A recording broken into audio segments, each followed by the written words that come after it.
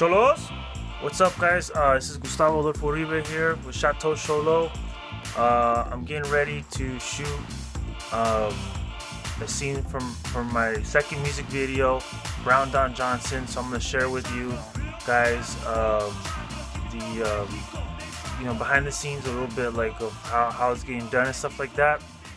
And today, as you can see, I'm gonna flip the. Wait, I can't flip the screen.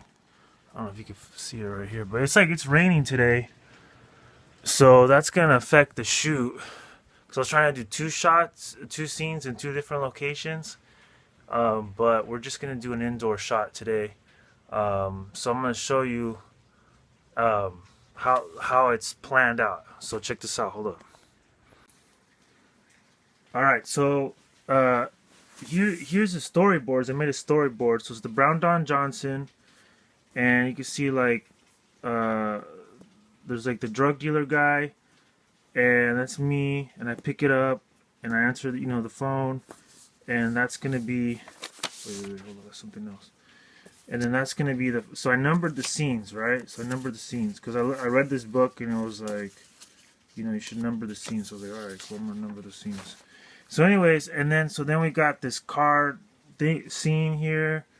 I don't know how we're gonna get this shot here. So it's gonna be like me in the car, like being cool, like hopefully in a convertible with another homie driving. And then we're gonna have another homies in another car, like videotaping this, so it looks cool. And then do like a performance shot on the parking lot with that cool car. So that's scene number 2. And then like in the edit, it like kind of gets intermingled, but this is how I organized it. So this is the shot we're shooting today. It's the interrogation scene, and I got the DEA agents, and they're gonna interrogate one of the homies, right? And then this is one of the scenes right here, the Brown Don Johnson, where I show up like in a mariachi outfit, but like all cool. And then like the guitar is full of cocaine. Actually, let me, it's crazy because I'm actually the video, like all of my homies, dude, are the, in the video, but it's hard to organize everything. So I'm breaking it up into different shots in different weekends and stuff. And then hopefully in a couple months I'll have it all done. Damn it, got wet. Alright, whatever. So I had to like get the case. Like I had a guitar case, but it didn't look good. So I got another one to look good on camera. And I made like fake cocaine bricks and the whole 9 yards, man. It's like these props are getting kind of expensive, dude. And I bought like jackets for the DEA homies, and it's just getting over the top, bro. But we're gonna make it. And then the DEA guys are gonna show up. Well, like they're staking that scene out. They show up, and then the homie's gonna give them a little suitcase full with some cocaine bricks in there. And then it goes into like, then they're gonna drop it off because they're crooked DEA agents to the another homie who's a drug dealer. And you can see him in the kitchen. He's gonna be cutting that, and I already shot this scene the last weekend.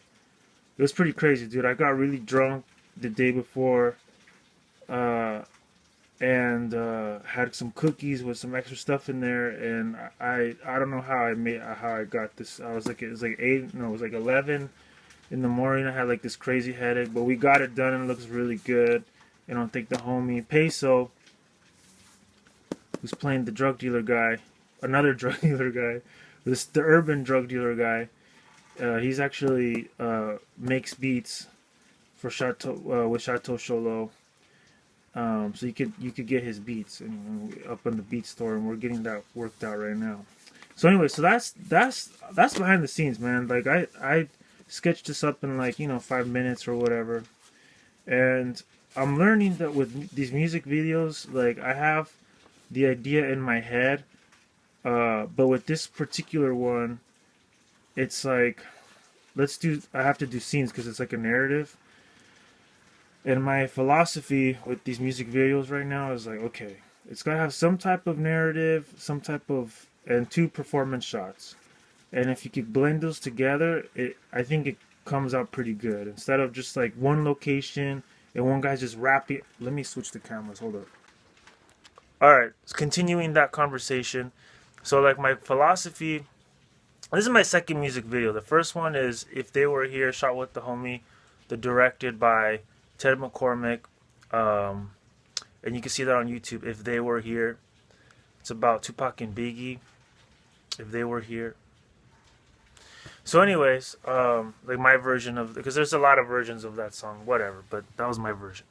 Anyway, so the point is, so my philosophy for these music videos is to get the narrative, get some B-roll that shows that narrative, and then get 2 performance shots in like 2 different locations. So that way you can kind of cut back and forth, and you know, 2 to 3 if you can, but at least 2 locations and with different camera angles, so you can vary it. Because you know, sometimes the music videos are like in one location and it's like blah blah blah, and usually rappers are like blah blah blah blah blah blah with their hands, and I do that too. But gotta have like different camera angles, and then with different like body movements. I think it looks pretty cool. So I'm kind of working on that, right now. I'm trying to keep this vlog G-rated. If you want to see me swear and drink, you can watch my Gear Whore audio video, the AV Slut, where they talk about camera gear, and I'm gonna review this in another video, more in depth, and kind of, you know, go over, because I just got it like on Wednesday, 3 days ago or whatever.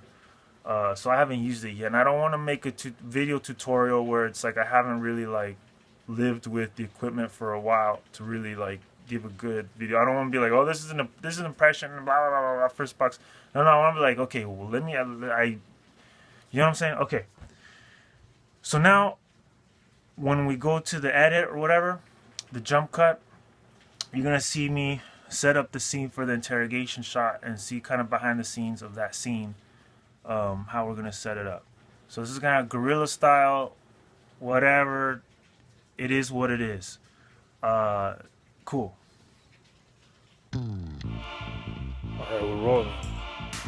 Committed to excellence like a raider. I'm at work. Nobody's here. Wait, I'm not supposed to say that, but this is where we're shooting guerrilla style. So as you can see right here, I'm gonna like 260 is gonna be the interrogation room. And we're gonna like clean up the stuff, and I'm gonna put it back where it was so things work. So I'm gonna get it ready like a DEA, CIA, or DEA interrogation room. I'm gonna set up the props. I got stuff right here. Wait, hold on a second. We rolling? Okay. So then we got the stuff right here. I got some props, DEA agent jackets and stuff like that. So we gotta set it. I'm gonna set it up right now. And I got the cameras right here. We got the camera shit right here. So we're gonna set it up. Cholos, so as you can see right here, I'm getting the scene set up. Got the new monitor in action, so we could see how it looks like right there. I'm gonna test out the lights, get the lighting ready, but we're gonna do different shots. So I'm just kind of getting a feel for it. The homies are gonna get here in like 10 minutes, and I'm just gonna kind of play it in my head. And as you can see, we're going off this. So as you can see, we're going through these stick figures. And we're gonna shoot this interrogation scene. And you notice like it looks kind of dumb, like I just have stick figures, but when you see it, it's like it kind of gives me some playroom when I actually get to the set to kind of figure it out. So if I do it like I do it as detailed as I think, as I can just kind of get the overall thing. So it's like a, I don't know, like guerrilla sketch scene thing. Alright, so we're gonna meet the homies pretty soon when they get here, so okay.